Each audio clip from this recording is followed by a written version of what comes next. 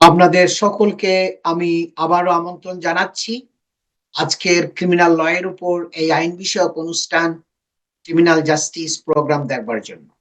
আমি আজম এন্ড কো সলিসিটরস এর principal solicitor Shafiul আজম। Criminal justice প্রোগ্রামটা অনুষ্ঠিত হয় শুধু ক্রিমিনাল ল এর উপরেই।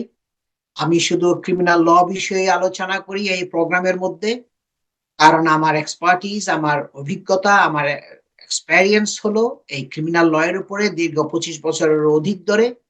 এবং আমরা সেই আজম এন্ড কো সলিসিটরস ফার্ম প্রতিষ্ঠার পর থেকেই শুধু ক্রিমিনাল ল এর উপরেই প্র্যাকটিস করে আসছি। আমাদের সেই লিগ্যাল এইডের কন্ট্রাক্ট সে অনেক অনেক বছর থেকে, সেই 2002 সাল থেকেই এই কন্ট্রাক্ট নিয়ে আমাদের আমাদের চলছে। আমাদের সেন্ট্রাল লন্ডন থেকে আমরা অপারেট করি। আমি বিভিন্ন সময়ে আসি এই প্রোগ্রামের মধ্যে, এই যে ভিডিওগুলো দেখাই এগুলো খুবই অত্যন্ত গুরুত্বপূর্ণ। কারণ আমি এই সিদ্ধান্ত নিয়েছি ভিডিও দেখানোর জন্য, তাইলে আপনাদের শিকার মতো অনেকেই আছে।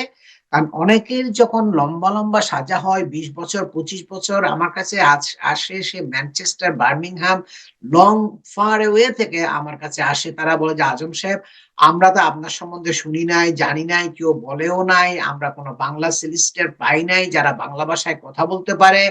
আমাদের সেই অনেক অভিযোগ, আমাদের ঠিক মতো রিপ্রেজেন্টেশন হয় নাই, আমরা বসতেও পাই নাই, মিটিংও করতে পাই নাই, আমরা আপিল করতে চাই।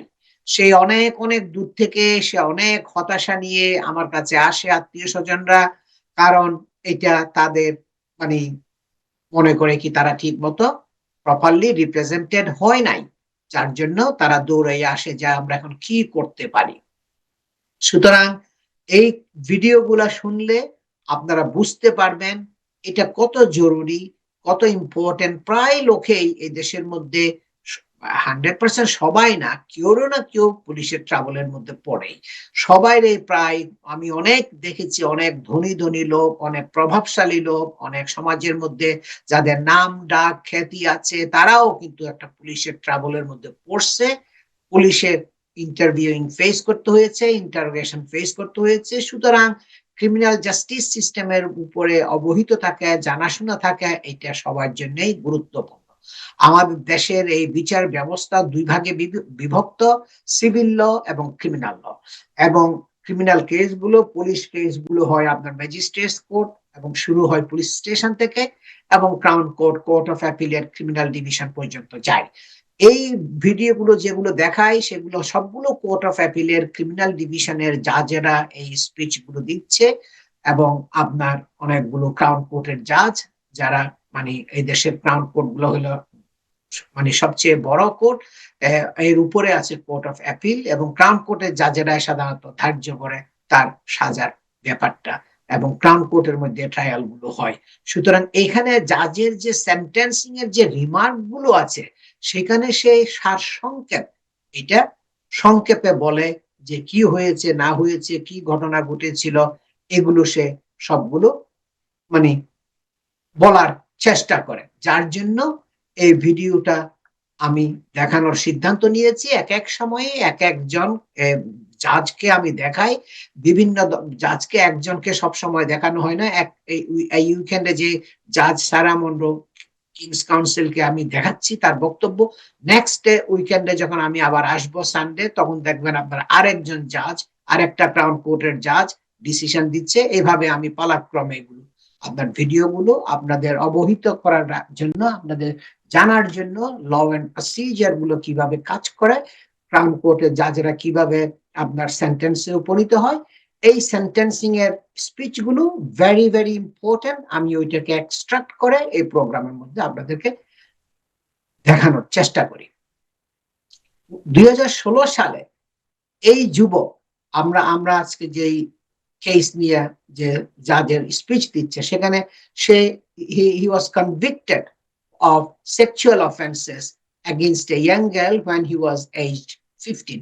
2021 সালে তার বয়স ছিল 25 বছর, কিন্তু ওর আগে তার বয়স যখন 15 বছর ছিল, তখন সে সেক্সুয়াল অফেন্সেস এর জন্য দোষী সাব্যস্ত হয়েছিল, কনভিক্টেড হয়েছিল।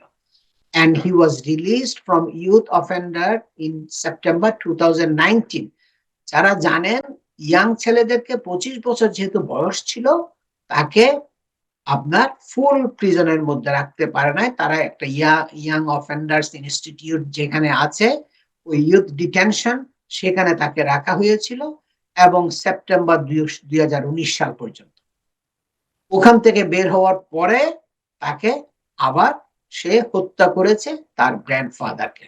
ওইটাই আমরা আজকে শুনছি, বিভিন্ন আমরা প্রথম সেগমেন্টেও দেখছেন এবং জাজের স্পিচটাও আপনারা শুনছেন। আমি এখন কন্ট্রোল রুমকে রিকোয়েস্ট করব আপনারা জাজের স্পিচের বাকি আরেকটু অংশ প্লে করেন, তখন আমি দর্শকদেরকে এক্সপ্লেইন করতে পারবো। Concern is your assertion in that call that you'd been looking at child pornography and had exposed yourself. On that occasion, you were taken to hospital, but due to your autism, you did not understand that you were expected to stay there, and instead you took a taxi to your nan's house. She wanted you to stay with her, but you went back to your flat because of concern for your pet. You were in no fit state to be left unsupervised. Your nan said that by then, quotes, we all knew he wasn't well and tried to get him an appointment, close quotes. On the 14th of January, you attempted suicide again, firstly by trying to hang yourself and then by drinking bathwater contaminated with bleach. You were taken to accident and emergency, but released to the home treatment team. Your nan described you on that day as, quotes, absolutely tormented. You were only relaxed if you could lie next to your nan and hold her arm. Your medication was increased, and your home treatment team was then changed from the team which had been looking after you near your flat to the one near your grandparents. From the 15th of January, you never left your nan's address again until your arrest for murder. You spent your days with your nan and continued to speak about demons who were out to get you. At about this time, your mother told you that she would not have peace until your grandfather was dead. You also knew by then how unhappy he had made your grandmother.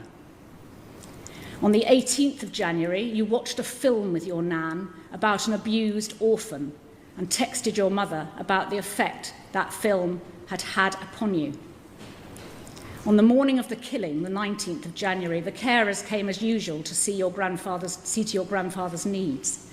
When they had gone, your nan took him a biscuit and a cup of coffee. That was the last time she saw him alive.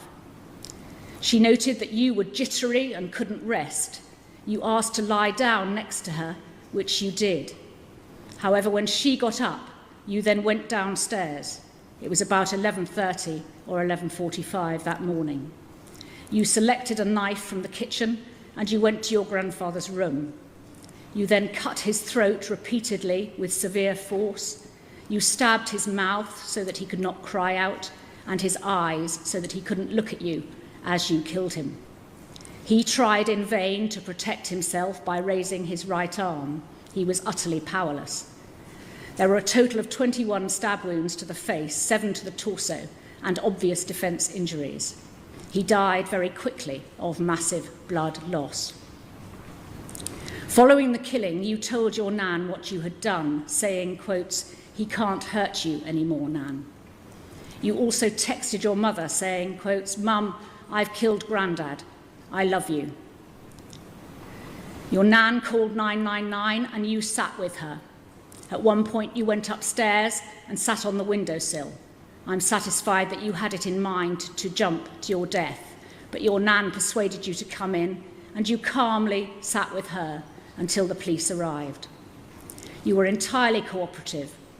Your nan told the police, quotes, we all wanted to kill him, close quotes. That was a reference to your granddad.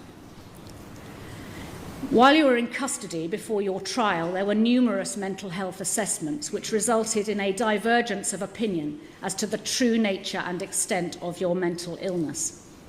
The psychiatrists instructed on your behalf for your trial had access to all your records and had greater expertise in determining the true position. In the light of the jury's verdict, I propose to proceed on the basis that the defence experts, Dr. Cumming and Dr. Coe, were correct in their diagnosis of autistic spectrum disorder, depression, and adjustment disorder, the latter as a result of finding out about the allegations of sexual abuse by the deceased.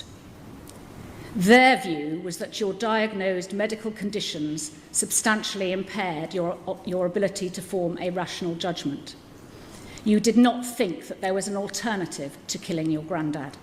You did not think about the consequences and did not have the skills to manage conflict or to see the bigger picture due to your obsessional and tunnel vision. On the other hand, you did understand that you were killing your granddad and had decided to do so. This is a complex sentencing exercise. Firstly, I have to apply the Sentencing Council guideline for this type of manslaughter. দর্শক, আপনারা শুনছেন জাজের speech. আরো বাকি অংশটুকু আছে, আমরা পরে next সেগমেন্টে দেখাবো। আমি এখন এটাকে একটু এক্সপ্লেইন করে আপনাদেরকে জাজ যেগুলো বলছে, তারপর আপনাদের বুঝতে আরো একটু সুবিধা হবে। আপনার in the months before the killing, তাকে হত্যা করার আগের মাসগুলোতে আগে he was depressed, সে কিন্তু খুবই ডিপ্রেসড ছিল। এগুলো সব জাজ শুনছে, কারণ এগুলো হলো mitigation. and had suicidal thoughts, সে নিজেকে নিজে হত্যা করতে চেয়েছিল। as he became aware of allegations of sexual abuse against his grandfather, যখন সে শুনছে তার ফাদারের এগেইনস্টে অনেকগুলা সেক্সুয়াল অ্যালিগেশন ছিল, সে সেক্সুয়াল অ্যাবিউজ করত মেয়েদেরকে, এই অ্যালিগেশন গুলো তার বিরুদ্ধে ছিল, ওগুলা যখন শুনছে he became খুবই আপনার সুইসাইডাল, একদম হত্যা করতে চেয়েছিল নিজেকে নিজে। who was also said to have treated his wife badly and had affairs, এবং সে আরো শুনছে কি যে সে তার নিজের ওয়াইফকে খুব খারাপ ভাবে আচরণ করেছিল, এবং তাকে বিয়ে করার সময় তার সাথে যখন তার নানির সাথে যখন সম্পর্ক ছিল, বিবাহিত জীবন ছিল, তখন সে অন্য মহিলাদের সাথে আপনার অ্যাফেয়ার্স ছিল, একটা সংশ্লিষ্টতা ছিল। এগুলো শোনার পরে সে খুবই রাগান্বিত হয়েছিল, সে খুবই অ্যাংরি হয়েছিল তার গ্র্যান্ডফাদারের সম্বন্ধে এগুলো শোনার পরে। that love turned to hatred of his grandfather, এই যে তার ভালোবাসাটা তার নানির প্রতি, এবং সে যে অত্যাচার অনাচার করছে নানিকে, এগুলোর ভালোবাসার থেকে সেটা তার গ্র্যান্ডফাদারকে ভীষণভাবে আপনার ঘৃণা করা শুরু করেছিল, হেট করেছিল। এটা তার একদম ভিতরে ক্ষোভ জমছিল। and Oliver developed an obsessional tunnel vision, সে এমন একটা obsessional tunnel vision যে তার কোনো কন্ট্রোলের বাইরে সে এরকম অবস্থায় চলে গেছে, leading to a determined decision to kill in a ferocious way, the judge said, এবং এইটার কারণে সে তার গ্র্যান্ডফাদারকে খুবই হিংস্রভাবে হত্যা করেছিল, ফেরোসাসলি সে হত্যা করেছিল। এই কথাগুলো জাজ বলছে, কারণটা হলো তার বিশাল একটা মানে রাগ তার মনের ভিতরে, তার ভিতরে জমছিল, কারণ সে এটা পছন্দ করে নাই যে তার নানির সাথে বিয়ে থাকা অবস্থায় তার নানা অন্য মহিলাদের সাথে একটা সংশ্লিষ্টতা ছিল, অ্যাফেয়ার্স ছিল, এবং তার সেক্সুয়াল অ্যাবিউজের যে একটা হিস্ট্রি ছিল, তার অ্যাকিউজেশন অ্যাবিউজের যে একটা এলিগেশনস আছে, সেগুলো তার বিরুদ্ধে, তার নানার বিরুদ্ধে ছিল। এগুলো শোনার পরে সে খুবই রাগান্বিত হয়েছিল, এবং রাগান্বিত হওয়ার পরে সে হিংস্রভাবে ফেরোসাসলি তাকে ছুরিকাঘাত করে হত্যা করেছিল। He can't hurt you anymore, he told his nan, তার নানির কাছে সে গেল দৌড়াইয়া, এবং যা গিয়ে বলল কি যে নানি, সে তোমাকে আর কোনো আঘাত করতে পারবে না। আফটার দ্য কিলিং, তাকে হত্যা করার পরে এই কথাটা সে তার নানির কাছে গিয়ে বলল। and also sent a text message to his mother, এবং তারপরে সে তার মার কাছেও একটা মেসেজ পাঠালো, একটা টেক্সট মেসেজ পাঠালো, বলল কি, মা, I have killed granddad, I love you. যে মা, আমি আমার গ্র্যান্ডফাদারকে হত্যা করেছি, সে এখন আর নাই, আই লাভ ইউ, আমি তোমাকে ভালোবাসি, এই কথা বলে তার মাকে সে মেসেজ পাঠালো, টেক্সট মেসেজ পাঠালো। This young man was said to have autistic spectrum disorder, which combined with other emotional and mental factors diminished his responsibility for the killing. এই যুবকটা, তখন তার বয়স ছিল 25 বছর, 2021 সালে। তার একটা আবেগপূর্ণ জীবন ছিল, তার একটা খুব মানসিক রোগী ছিল সে, অনেকগুলো মানসিক ফ্যাক্টর, মেন্টাল ফ্যাক্টর ছিল, এবং তার এই আপনার ইমোশনাল, আপনার তার ভিতরে কাজ করতো ইমোশন গুলো, যার জন্য জাজ বলছে কি তার রেসপন্সিবিলিটিটা আপনার মার্ডার থেকে একটু ডিমিনিশ হয়ে গেছে, diminishing his responsibility for killing, এগুলা তার ওই মানে মার্ডারের দিক দিয়ে একটু আপনার মিটিগেশন হিসাবে আপনার কাজ করছে, কারণ তাকে সাজা দিয়েছে ম্যানস্লটারের জন্য, আর মার্ডারের থেকে 1 ডিগ্রি নিচের অপরাধ হলো ম্যানস্লটার। After weighing up aggravating and mitigating factors, আপনারা শুনছেন জাজ একের পর এক লিস্টেড আপনার অনেকগুলো ফ্যাক্টর গুলো বলে যাচ্ছিল, অ্যাগ্রেভেটিং ফ্যাক্টরস গুলো কি কি কারণে তার অপরাধের মাত্রাটা বেড়ে গেছে, এবং জাজ আরো অনেকগুলো ফ্যাক্টর গুলো বলে যাচ্ছিল, মিটিগেটিং ফ্যাক্টরস গুলো কি কি কারণে তার অপরাধের মাত্রাটা একটু কমে গেছে, ওই মিটিগেটিং ফ্যাক্টরস গুলো আপনার জাজ আপনারা শুনছেন একের পর এক বলে যাচ্ছিল, মিটিগেটিং ফ্যাক্টরস এবং aggravating factors. এবং the judge told the young man, এই যুবককে সে বলছিল কি, in your case I do consider the seriousness of the offense does justify a life sentence.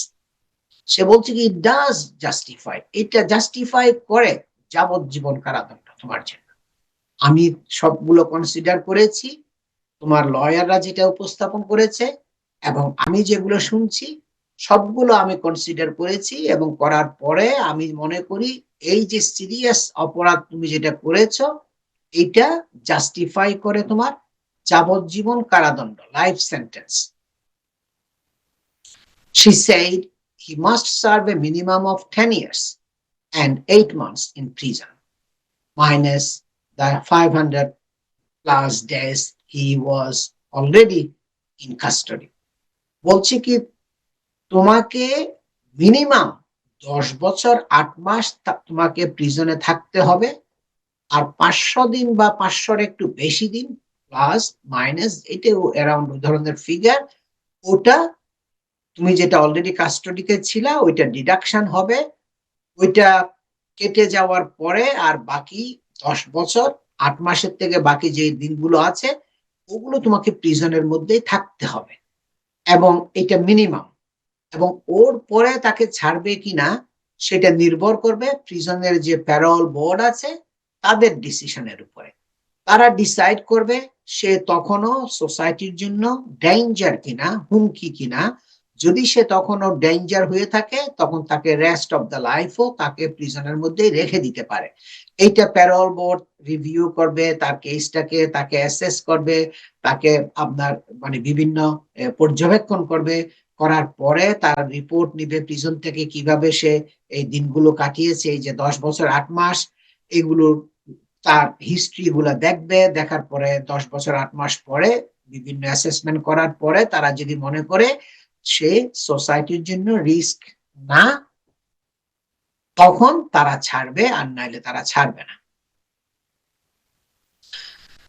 এবং এটা হচ্ছে একটা landmark moment for open justice.